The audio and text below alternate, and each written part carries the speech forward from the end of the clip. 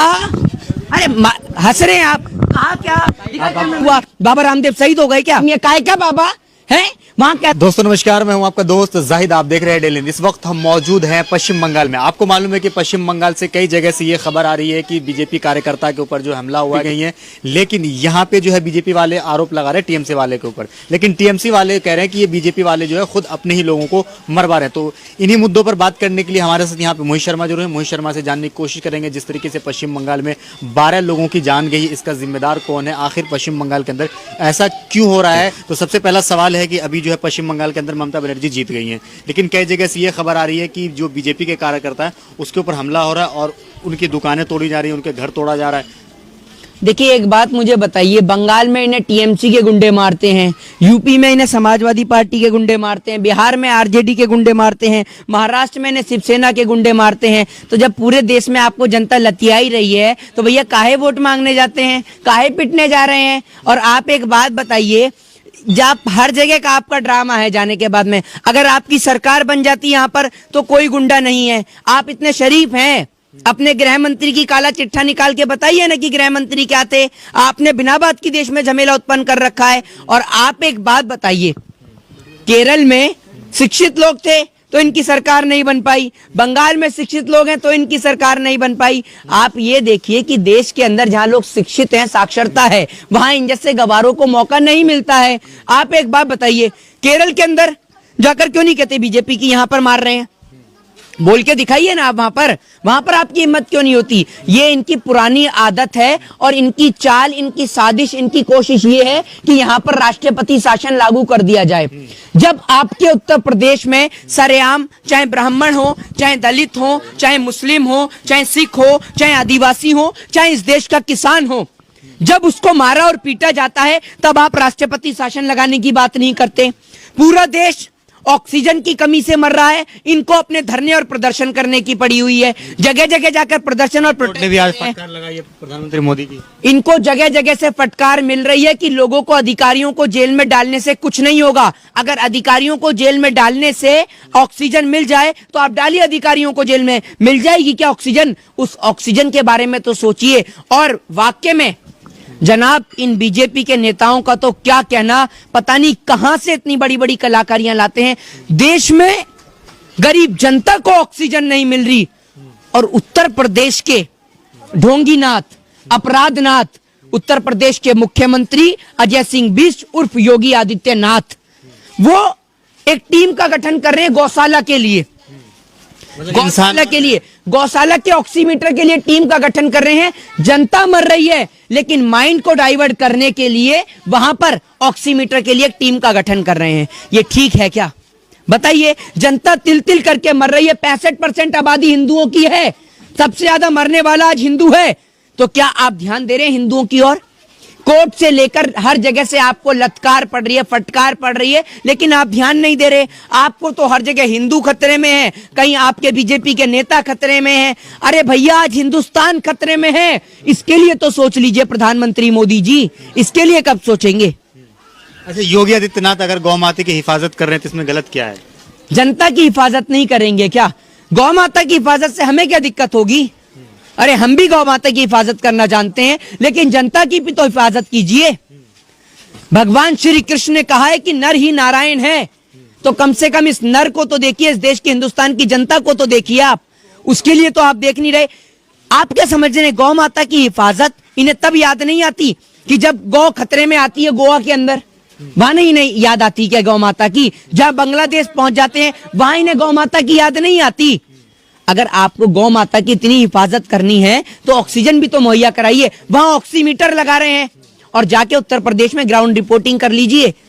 उत्तर प्रदेश में गौ की रक्षा करने वाला एक आम आदमी है, बीजेपी का कोई नेता नहीं है। ये बात भी आप देख लीजिए, क्या हालत है गाय की, वो पूरा देश देख रहा है उत्तर प्रदेश में। ये सिर्फ एक ड्रामा रचित किया जा रहा है। ट्विटर पे जो है लगातार ये ट्रेंड हो रहा है कि ममता को अरेस्ट करो, ममता बनर्जी को जो है चुड़ैल बताया जा रहा है ट्विटर पे लगातार। तो ये कर कौन रहा है? क्या ये जनता कर रही है या IT सेल वाले कर रहे हैं? ये बीजेपी का IT सेल है। जनता का है होगी? जनता ने तो वोट देके जिताया है दोबारा, तीसरी बार, थर्ड टाइम ममता बनर्जी को मुख्यमंत्री बनाया, तो जनता काहे करेगी भैया? सबको पता है कौन है ये। कंगना रनावत का जो है वो ट्विटर अकाउंट सस्पेंड हुआ है। बिल्कुल, हाँ, कंगना रनावत अब हो चुकी हैं बिल्कुल रन आउट, और ऐसा रन आउट हुई है कि दोबारा पिच पे खेलने लायक नहीं बची हैं, समझे?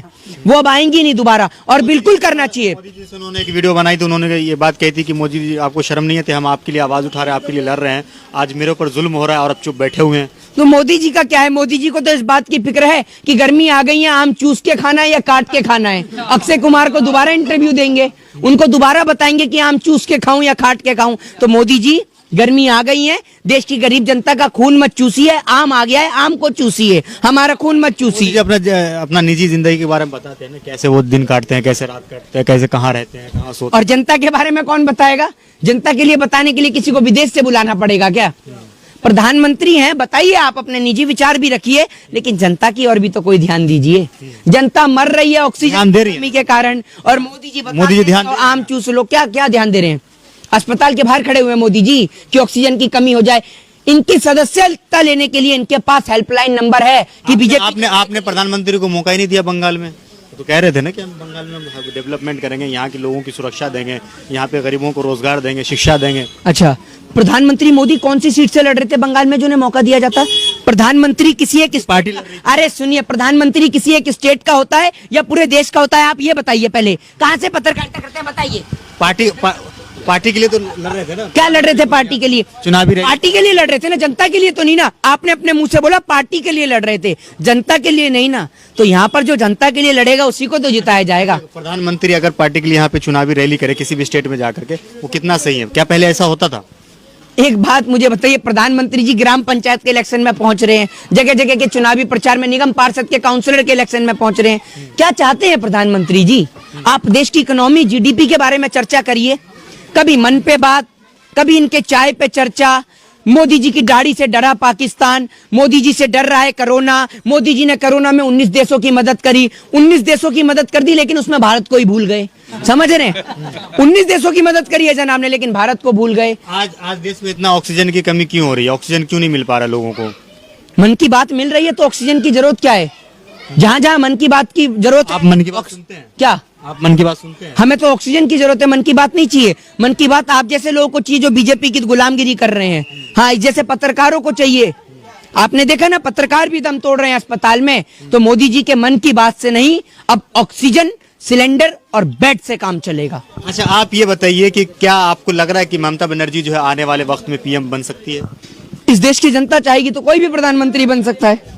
लेकिन कह रहे हैं 24 में मोदी की फिर वापसी हो रही है। कहाँ से पढ़ते हैं आप? कौन सी किताब में लिखा है? कौन सी किताब में लिखा? कौन मोदी कह? जी के चाहने वाले कहते हैं। तो आपके चाहने वालों की बात होती है क्या आपकी चाहने वालों से? या आपको नंबर दे रखा है बीजेपी के आईटी सेल वाले ने कि रात को मुझसे बात कर ले? मोदी जी जब तक है तब तक प्रधानमंत्री बने रहेंगे, उनको कोई ताकत ही नहीं हटा सकता। कौन कह रहा है आपसे ये बात? कह कौन रहा है ये बीजेपी वाले बताइए। दावा कर रहे हैं ना। बीजेपी वालों ने कहाँ दावा करा? हमने तो उनका दावा अब तक सुना ही नहीं है ये बात। वो कह रहे हैं प्रधान बीजेपी वालों को से कहूंगा कि दावा से बढ़िया है कि दवा का इंतजाम करें। दावा ना करें, आप कर तो रहे ना। का इंतजाम कर रहे हैं। कहाँ कर रहे हैं दवा का इंतजाम? जी लगातार संघर्ष कर रहे हैं, 18-18 घंटा काम करते हैं। तो 18-18 घंटे के दवाइयां बना रहे हैं, ये तो बताइए। 18-18 घंटे काम करके मोदी जी ने आधा देश बेच दिया। 24 घंटे काम करते तो पूरा देश बेच देते। तो 18 घंटे काम करने की आपको कोई जरूरत नहीं है, आप 8 घंटे आराम करिए। हाल में जो अभी हिंसा हुई है, बीजेपी वाले जो है अलग अलग जगह पर जो है धरना दे रहे हैं।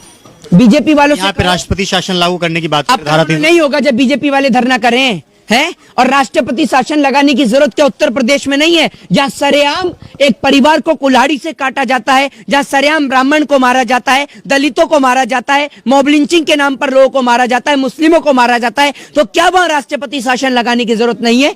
आप आए दिन नेट सेवा बेहाल कर देते हैं, आए दिन नेट सेवा बंद कर देते हैं। देश का किसान दिल्ली बॉर्डर पर बैठा हुआ है, तो क्या वहां राष्ट्रपति शासन नहीं लगना चाहिए? किसान मरता हुआ आपको नजर नहीं आता? एक पत्रकार मर जाए, किसी क्रिकेटर की उंगली में चोट लग जाए, सबके सब ट्वीट करना शुरू कर देते हैं।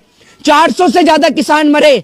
बताइए किस प्रधानमंत्री ने, किस बीजेपी के नेता ने ट्वीट करा उन किसानों के लिए? दिखाइए 400 ट्वीट देश के किसान के नाम पर। है आपके पास उन सवालों का जवाब? क्या किसान इस देश का नागरिक नहीं है? क्या किसान के लिए आवाज? किसान की बात कर रहे हैं, लेकिन बीजेपी वाले तो कह रहे हैं कि ये किसान है ही नहीं है। तो कौन है? ये लोग तो सब बिजनेसमैन है। कौन है? ये लोग नकली किसान है। तो एक बात मुझे बताइए, बिजनेसमैन है या नकली किसान है? तो बिजनेसमैन तो आपकी पार्टी में भी हैं। वो बिजनेसमैन क्यों आत्महत्या नहीं कर रहे? 400 से ज्यादा किसान भाई शहीद हुए। आपकी पार्टी में किसी ने प्रोटेस्ट करा हो 47 से लेकर अब तक, तो बताए कोई बीजेपी का नेता जिसने 400 से ज्यादा शहादतें देखी हूं। देश का किसान शहीद हुआ, बाबा रामदेव शहीद हो गए क्या? क्या कह रहे हैं मेरा आप? सवाल तो सुन लीजिए। तो बताइए मैंने कहा पूरा। बाबा रामदेव ने भी कहा कि जो किसान है वो तो अपने खेतों में काम कर रहे हैं। आप एक बात मुझे बताइए, आप तो बिजनेसमैन आदमी है, काहे क्या बाबा है? वहां कहता है लाखों वर्ष पुराना हिमालय की गोद से खोज के लाए हुआ नमक, जैसे ये हिमालय पे जाके नमक नहीं लेके आता तो वहीं एक्सपायर हो जाता। ये काहे का बाबा? ये दुनिया को आंख में डालने की दवा बांट रहा है, अपनी आंख इससे खुल नहीं रही, यूं करके दुनिया को दवा दे रहा है। क्या ड्रामा कर रहे हैं आप भी? बाबा बाबा कर रहे बाबा है, इतने बड़े महान लोग, आप उसके बारे में। आप लोग तो आसाराम को भी बाबा बताते थे, क्या हुआ है? आप तो राम रहीम को भी बाबा बताते थे, क्या हुआ? चिन्मयानंद को भी बाबा बताते थे, क्या हुआ उनका? जैसे ये बाबा है ना, वैसी रामदेव भी बाबा है। अब देख लीजिए कैसे बाबा है इस देश के अंदर। कैसे बाबा है?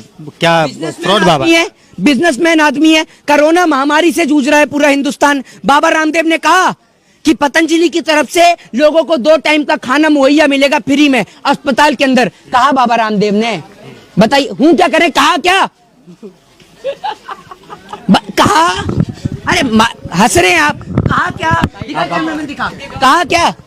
कहा क्या बाबा रामदेव ने कि 2 टाइम का खाना देंगे देश की जनता को? ड्रामा करने में लगे हैं। वो सस्ती दवाइयाँ वगैरह तो बनवा रहे हैं ना अपने कंपनी के अंदर। सस्ती दवाई? चली गई।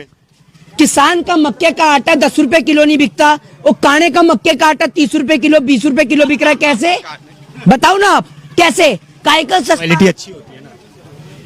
वाह, किसान खेत में जो मक्का पैदा कर रहा है वो कैसे क्वालिटी अच्छी? इटली में उगा रहा है क्या वो मक्का? बताइए।